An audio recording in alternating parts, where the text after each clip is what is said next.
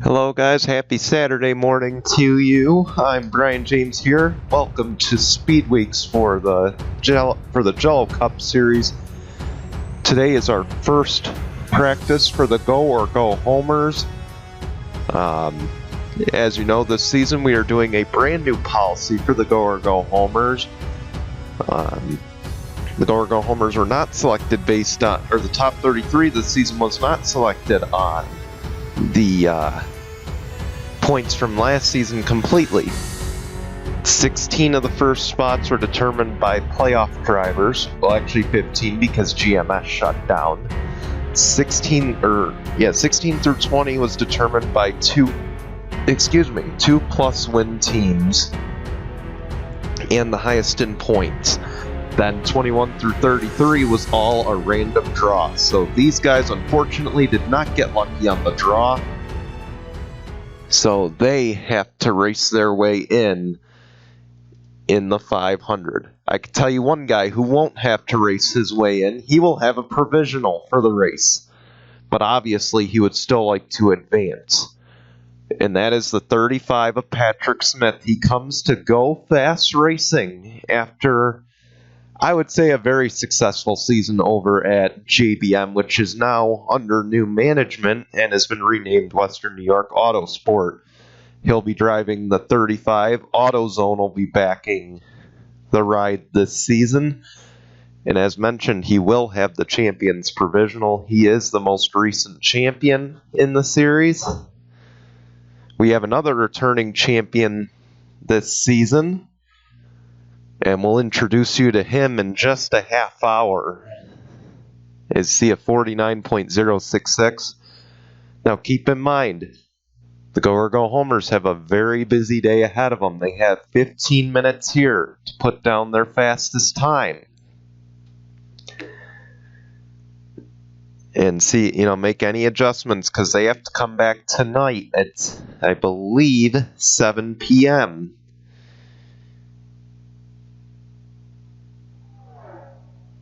Yeah, they have to come back at 7 p.m. tonight for knockout qualifying. That'll be over on Facebook Watch, so keep an eye out for that.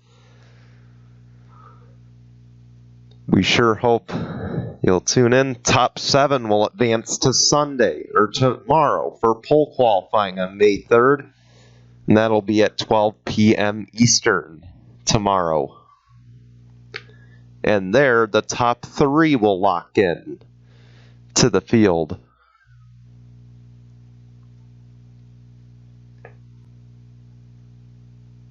Yeah, so the top 3 will lock in. The rest will have to race their way in on Thursday. So we look on back. There's Tim Randolph. He returns to Richard Petty Motorsports, and then number 43 rather. The U.S. Air Force colors here at Daytona, and might I say that is a beautiful scheme for the U.S. Air Force. We also got a returning team in this pack. This team was Brad Fusion's team a few years ago in Jello Cup competition. Brad Fusion not in this car for their second season, but they took a season off last year. Motorsports Business Management, the 66. It is Ahmad Mihailovich, and I hope I pronounced it right. He is going to be driving the 66 this season, and we wish him good luck in the MBM ride. Here's Patrick Smith's teammate in the 32. Familiar face. They were teammates over at JBM last season. They both moved over to Go Fast Racing and will pair up once again. Hillary Sanchez in the number 32. She's currently the 4th quickest, and right now alongside her is Casey Naneko. He is also a series veteran. I believe he was in the 38 last season, if I'm not mistaken. But either way, it's his sophomore season, hoping to improve on what he did in season number 1. Back behind them, You've got the Colleague Racing Chevrolet. This is a first-year team. Colleague Racing, they've run in the NASCAR Xfinity Series for the past handful of years, and now they will get their attempt here in the Jello Cup Series in season number 5. That is Tyler Faden, and if I'm not mistaken, he is the brother of Daytona 500 winner Eric Faden and Championship 4 driver Nathan Faden. So either way, a relative. He's hoping to bounce off success. He will have ECR backing here, just like his teammates who are at ours, or just like his family members who are over at RCR in the number 3 and number 8 for this race. New face and new places. Joshua Sakali last season was on a satellite team for RCR. Before that, he had run every season with RCR. This season, he's still in a Chevrolet. Give him credit. He's still at the same manufacturer. But he's with JTG Doherty for the first time. He is not in a Richard Childress affiliated Chevrolet. Excuse me. Anyway, so best of luck to Joshua Sakali today in the number 47. Another familiar face. He's been in that car for a long time. Ricky Johnson in the number 93. He is normally an online racer. He's here in the Jello Cup Series, hoping to make the Daytona 500. He struggled last season. He went from Toyota to Ford in this series, and the adjustment just didn't go very well for them. They're hoping to have a better start to the season this year. They've got a long road ahead of them. Keep in mind, these go-or-go-homers, it is not the first 3 races that this is locked as the top 33 and the go-or-go-homers. Starting race 6, this season's top 33 will take effect. So, something to keep in mind. Anthony Logan up ahead. He just went around. He's in the Starcom Racing number 00. They just didn't get a good draw. So Anthony Logan will have to race his way in. He's also in his sophomore season, hoping to improve upon his running last season. Back behind them, currently the slowest on the track, that is the number 34, the other Front Row Motorsports Ford. They've downsized from 3 to 2 once again. And that is Giorgio Stumu. He did run over in the Carvana Wildcard Series last season. Ran pretty okay. Wasn't as good as his teammates, but he's still going to give Cup racing a try here today. And hopefully he does well in his knockout qualifying session. Well, we knew one Stewart-Haas car would likely have to race their way into the Daytona 500. We didn't think it'd be the 10. Mina Monroe in the number 10. She did not get the luck of the draw, and she will have to race her way in. She is the only Stewart-Haas car not locked in. Her teammates, Stacy and Zach are in, as well as Alex Rowe. So she is the only one who is not locked in to the Daytona 500 field. And she has no draft, maybe just pulling the Jimmy Johnson move here, trying to make her car fast on her own. We'll see how that works out for them in the number 10. And I believe we have covered everybody in the field.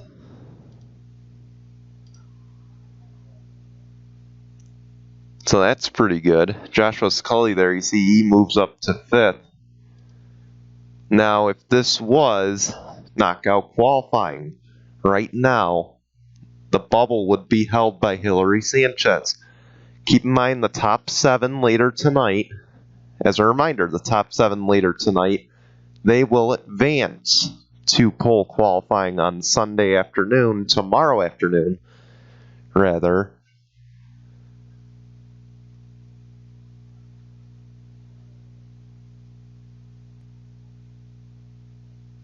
And then the top three from that group, or from this group here, the top three go or go homers in tomorrow's session will lock into the race on their time and speed. The other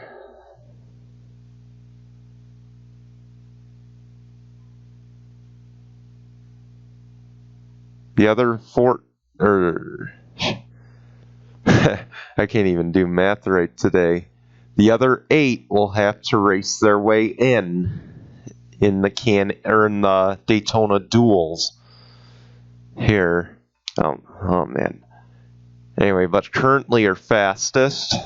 Before I make any more slip-ups, it's still early in the year. I'm allowed a few mistakes. You see, they've caught the 10 of Mina Monroe, and they are drafting with her, trying to get some speed. See how big they can make that pack. And look at it, it's mostly Fords. You got one Chevy in there.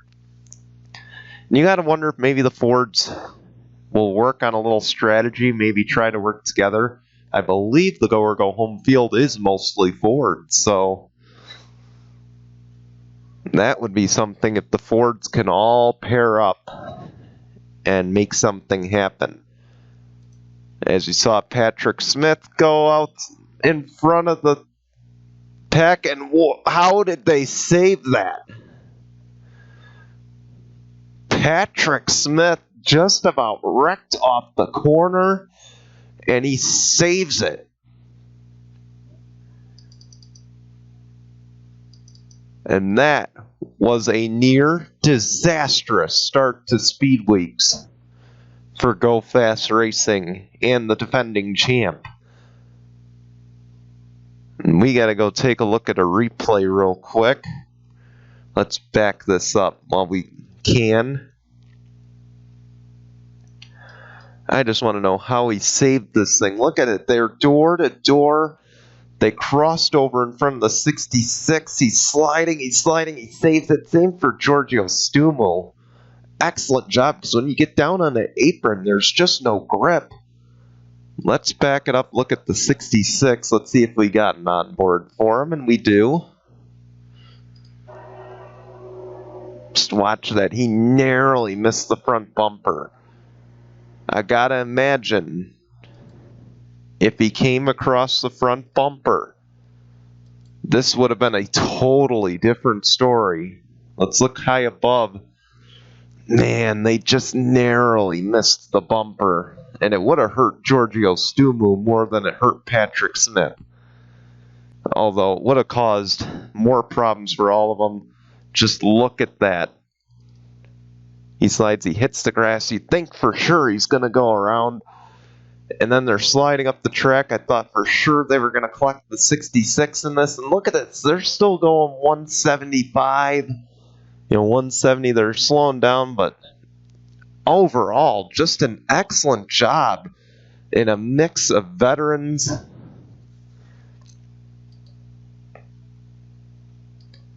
I mean, that was a good mix of veterans and rookies there, and they somehow held it together.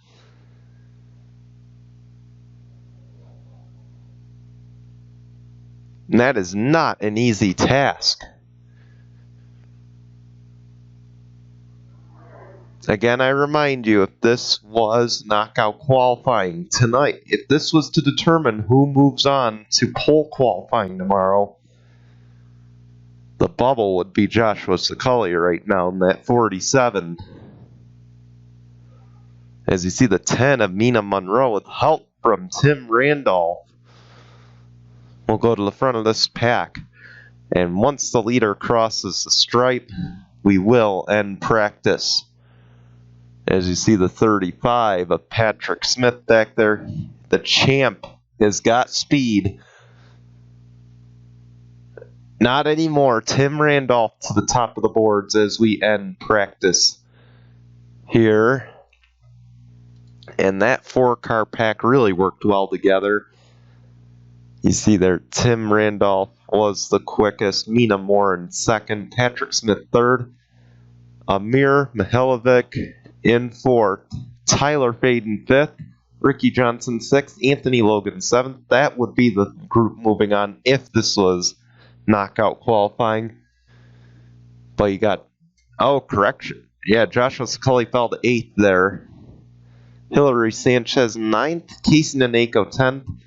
And these two front row motorsports cars need to find speed. Casey Naneko and Giorgio Stumu. They're going to have a little work to do before tonight's session. Or maybe it's all set up for the night. It looked like the 34 was trying to find speed on his own. So we'll see if that pays off for them. Anyway, we want to thank you for watching. We'll see you over on Facebook later tonight.